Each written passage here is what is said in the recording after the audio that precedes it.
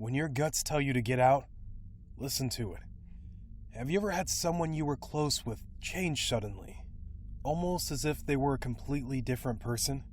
That's exactly what happened to my parents when I got back from college last year from summer break.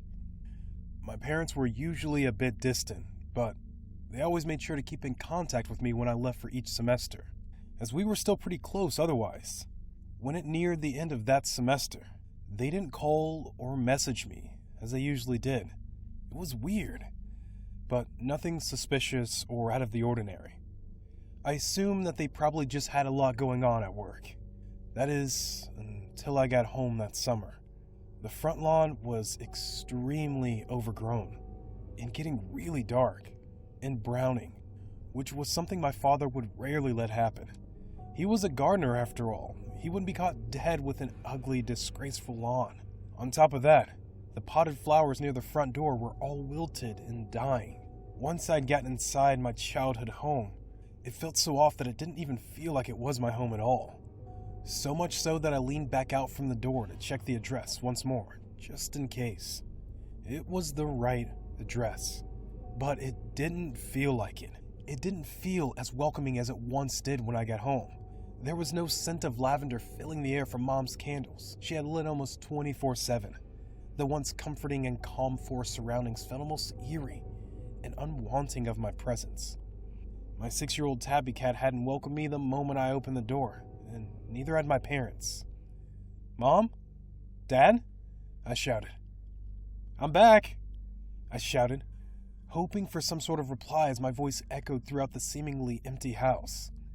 The entire kitchen and living room was very neat, as if nobody really used anything, or it was just a stage room used in a furniture store.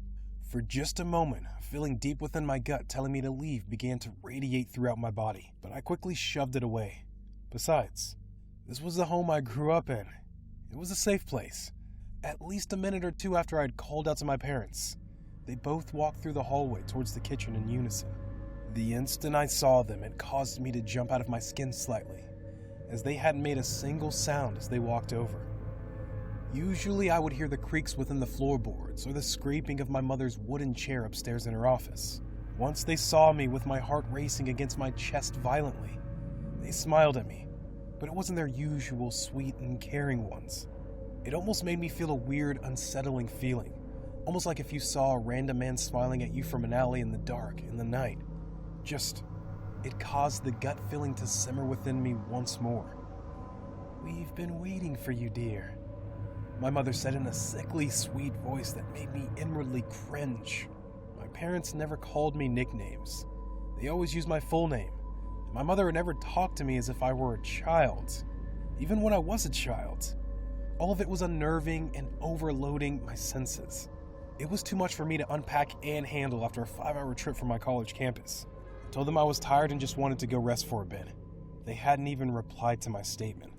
From what I can recall, they simply stepped backwards to make room for me to walk past them, their stare never faltering from me, not even to blink.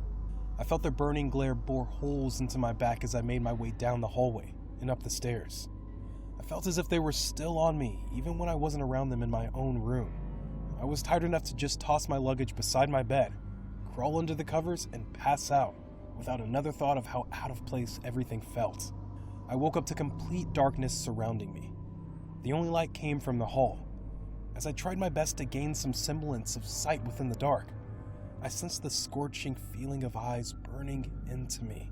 The moment I glanced towards my doorway, I almost leapt from my bed as I saw a black figure standing within my doorframe. Another dark figure caught my eye, standing in the corner of my room.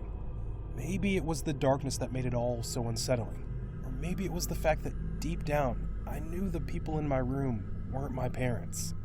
They just didn't have the same professional, yet caring aura that always radiated from within them. Instead, they felt hostile and dangerous. It was almost like how you would feel if you fell into the cage of a predatory zoo animal. I'm not sure how long I even laid there, letting the oddly heavy sounds of my parents' breathing fill the room uncomfortably. I only realized I had been holding my breath once I tried to speak. The sound that came out was simply just a gasp for air. But the moment it came from my mouth, the shadow in the corner of my eye that stood in my room began making its way towards me slowly. Its movements were excruciatingly slow, causing the floorboards creak to draw out longer than they should. Darling, should you not be sleeping? The shadow nearing me spoke. It was my mother's voice, but it also wasn't. It was laced with some malintent and an overbearing sense of false sweetness. "Midnight is waiting for you. We want to take you to him," said the shadow, still standing like stone in my doorway. Midnight was the name of my cat, the cat I hadn't seen once since I'd been home, which would have been one of the weirder things if it wasn't for my parents being more so. She was being a bad cat, so we had to punish her, stated my father seriously. His words caused my heart to plummet deeply into my stomach at his implication. "Get rid of her," growled my mother, a wicked grin slowly pulling the corners of her lips. "Now you'll join her," spat my father as he began to lunge for me, his mouth spread open wider than humanly possible. I could easily fit inside it in one gulp, not touching a single sharpened tooth that laid within his mouth. I quickly moved aside clumsily, knocking into the wall, hitting my head harshly. My action caused my father to fall onto my bed, letting out a deep and horrid scream of rage. The sound was something that could make even the most hardened person's blood run ice cold. The way it echoed in the small room and bounced off the walls rattled my bones. It was enough to make me rush towards my mother, who now stood near the doorway, pushing her as hard as I could aside. She apparently wasn't expecting me to do such a thing, as she tumbled over into my dresser, causing everything to fall over with her. I pumped my legs with vigor as I ran down the stairs fast enough for me to almost trip down them. The moment I reached the landing of the first floor, an almost unbearable scent consumed the once tense air. The smell was almost rotten, but it was even more disgusting and indescribable than that. When I thought back to when I came home, I didn't remember smelling anything close to that. If I did, I would have easily remembered it, even if I didn't want to. I could hear both of my parents' footsteps heavily dragging against the floorboards above. They began talking in sync, their voices deep and wrapped in an utterly unsettling manner. "We love you. We need you. Come here, darling," they said together as they continued their way towards the stairs slowly. Their voices seemed to fill the entire house, bellowing against every wall no matter how far away they were. I just sprinted towards the door, their footsteps beckoning sharp creaks from the staircase, and their almost mocking voices continuing relentlessly. The moment I tried the door handle, I heard their footsteps quicken down the stairs. "That's not where midnight is. That's not where midnight is. She's within us now, and you will be too," they shouted darkly in unison, their pounding footsteps taunting my ears cruelly. The door was locked. They locked the door, and I didn't have a key. I never thought the old doorknob that needed a key to lock the outside and inside was stupid and odd until that moment. There was no way a stupidly made door was going to get me killed.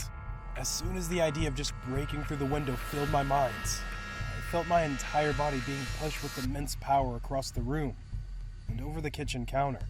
The pain that filled me was intense, so intense enough to trick me into truly believing that I broke every bone within my small body.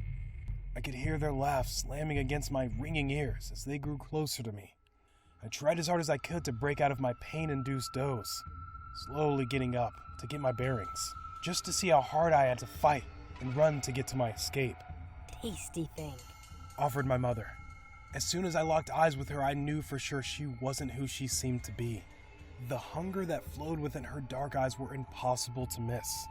The way she looked at me like a new meal as she licked her lips, smiling. Once they got close enough to me, but not close enough to grab, I crawled a bit and then pushed myself up with all the strength I had left to race for my exit. Their horrific screams of anger filled my ears once again, their feet slamming against the floor quickly now. Once I felt seething pain against my scalp, and the feeling of vicious hands pulling at my hair. I kicked the assaulter behind me. The moment my foot made contact with their stomach, a manly grunt came from them, causing them to let go of my locks. I took my well-earned chance, grabbing the stone statue of a horse that sat on the table beside the window. I smashed the statue against the thin glass, tossing it through as the pane shattered. I didn't even think about the leftover glass shards still sticking out from the window as I pushed myself through. I felt glass pierce the delicate skin against my feet and hands, but I didn't care. I just ran. I ran as hard and as fast as I could, leaving my luggage and my car behind me. I didn't dare look behind me once as the ominous, corrupted sounds of my parents shouting threats at me filled the night's air. I may have been extremely close with my family all my life. I never contacted them again. I called the police on them, mostly hoping that they would be able to get them the help they desperately needed to calm them down. I'm not sure if the news I got from the police officers was comforting, upsetting, or just disgusting. Because once they entered my parents' home, they found both of them dead in the basement. They told me that it was estimated they had been there for over a month. Once they told me the news, I knew for sure whoever those people were not my parents. It's been a year and I'm finishing my last semester of college. I still have nightmares, and sometimes I even think I see them hiding in the trees when I'm taking runs on the hiking trails near campus. If you ever have a gut feeling that something is immensely off, listen to it. It knows better than you ever could, or else you may not get the chance I did to escape the consequences.